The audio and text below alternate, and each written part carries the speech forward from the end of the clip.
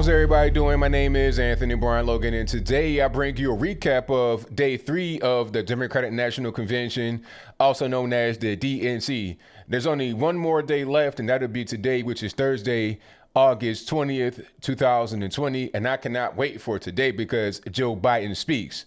But yesterday you had quite a few speakers, and all of them were really too long, too uninspiring, dry, or all of the above.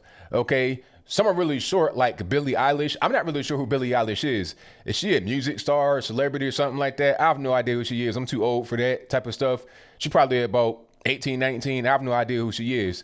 But I saw her little 1 minute talk. It was like she had a gun to her head. I could not tell if that was just like teenage angst, bringing back the old Nirvana vibes from the 90s, or if she was a legit hostage begging for help. I couldn't really tell, but I digress.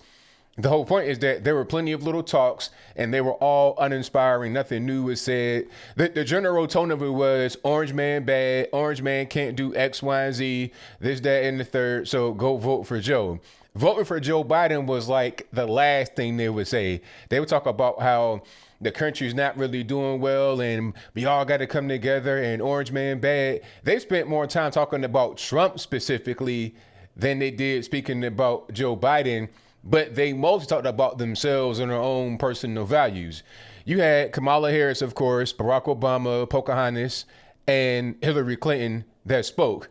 The host was Kerry Washington, another black female celebrity, after they had Tracy Ellis Ross. And then at the very beginning, they had Eva Longoria. So, you know, the whole theme here is women of color, BIPOC, black, indigenous people of color. You got to get Eva Longoria for the indigenous, and then you got to get Kerry Washington and Tracy Ellis Ross for the black, and then women. So that's pretty much where they're going with this whole thing.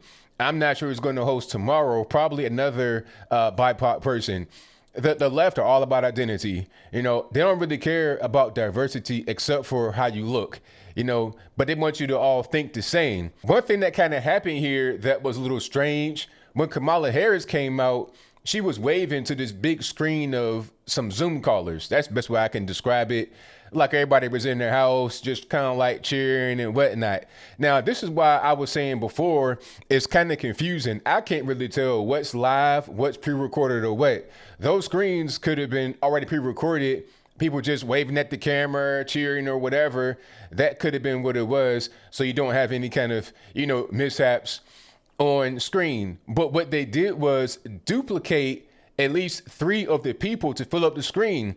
And it was only 30 spots on the screen. So it was like you couldn't find 30 or 40 Democrats. I mean, I could understand if you're doing it live and somebody's screen goes out or something like that. Okay, swap somebody else in there, make sure everybody's vetted so nothing crazy happens. That's what you should do. But rather than doing anything like that, they repeated some of the images. So I'm like, all right, your ratings are down. They're down by like, what, 48%? The viewership has dropped off 48% from the 2016 DNC. All right, we see what's going on with that, and it's gotten so bad you got to put in fake Zoom callers or repeat them. It was really crazy. But I'll move right along. Pocahontas spoke for a little while. I say about 6 minutes, and most of that time was spent talking about Orange Man bad and, you know, what Trump's not doing. She was in front of a children's like elementary school class.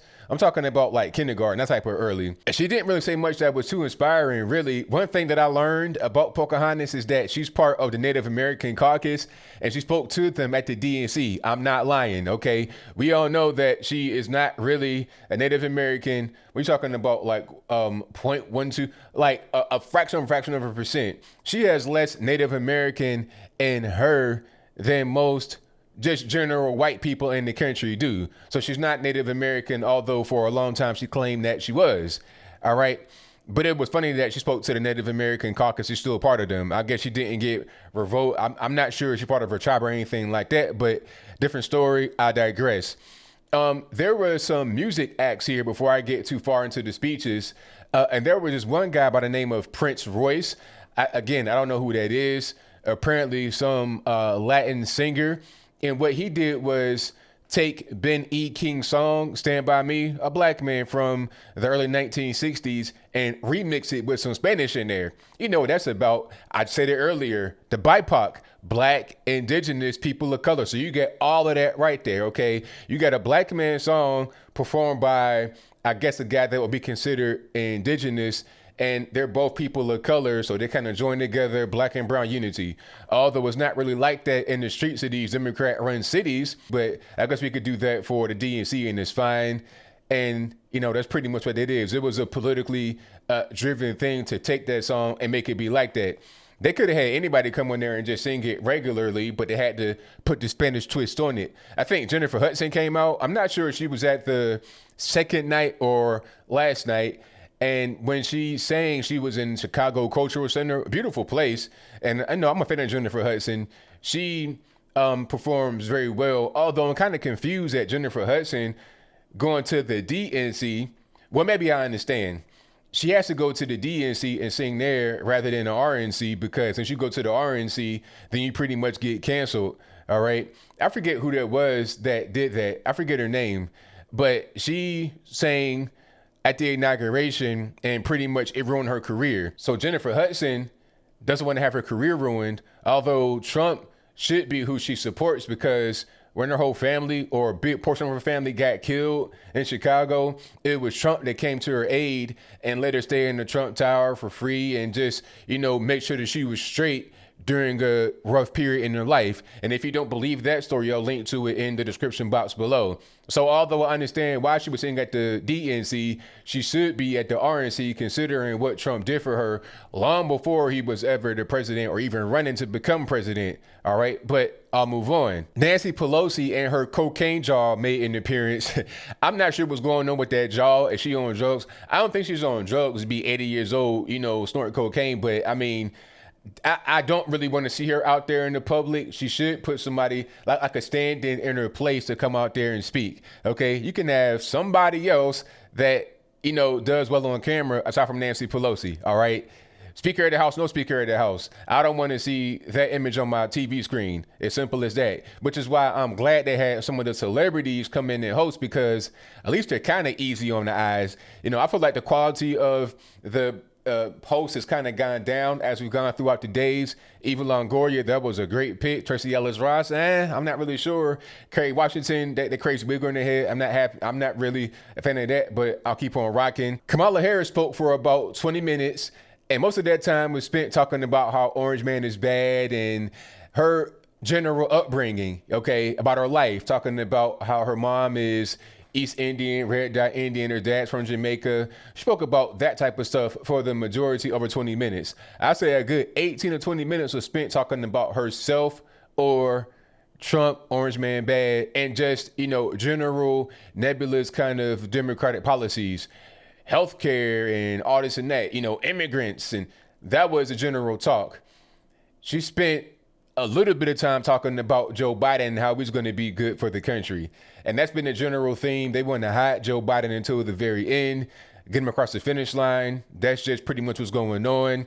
When she spoke about Joe Biden, it was interesting how she said that he wrote the Violence Against Women Act, you know, to try to combat domestic violence and stuff like that.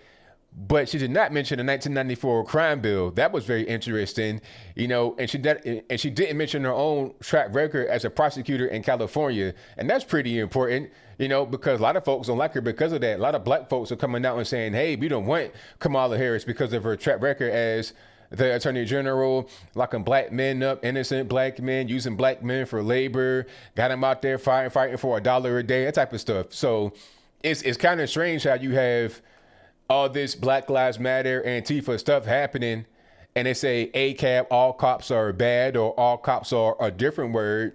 You got that going on, but then you want to have the top cop in Kamala Harris and the guy about the 94 crime bill in Joe Biden, so it's kind of confusing. Barack Obama did speak, of course, and he was the headliner. He had a very long speech. It was way too long, in my humble opinion, 20 minutes. These long speeches with no kind of breaks or interludes or intermissions, it's just too much. And then the thing about it, you can have a long speech, but let it be engaging. I want to be on the edge of my seat. I want to be enthralled.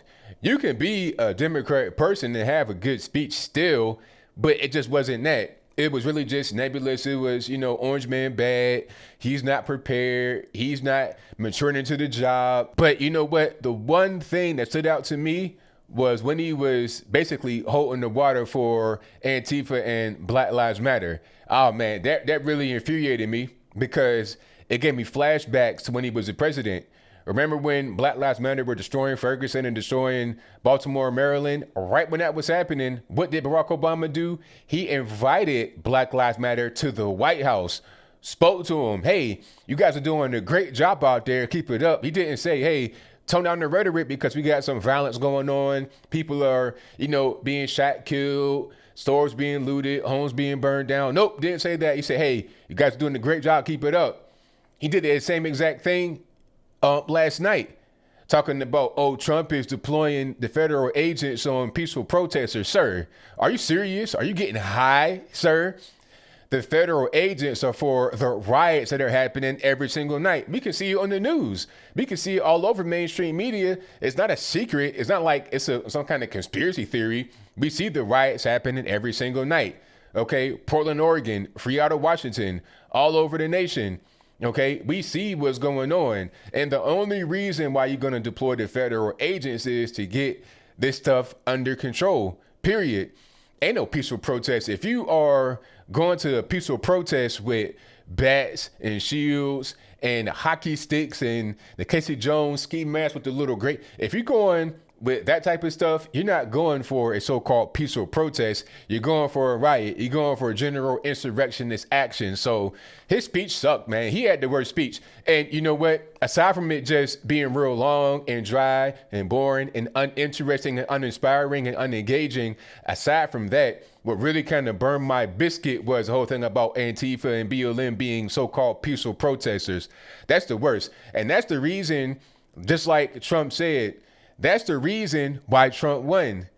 Trump gave him props. He was like, look, Barack Obama is the reason why I'm here. Joe Biden is the reason why I'm here. If they did a good job, then I wouldn't be here. If Barack Obama and Joe Biden were good, then they would just vote for more of the same. Whoever Barack Obama and Joe Biden supported in 2016 would have become the president, but it didn't happen, obviously. Hillary Clinton, that's a loss. And speaking of Hillary Clinton, she did speak here. I almost forgot about her. Another boring, uninteresting talk for about 6 minutes. Most of that was spent talking about Orange Man bad, all this, that, and the third.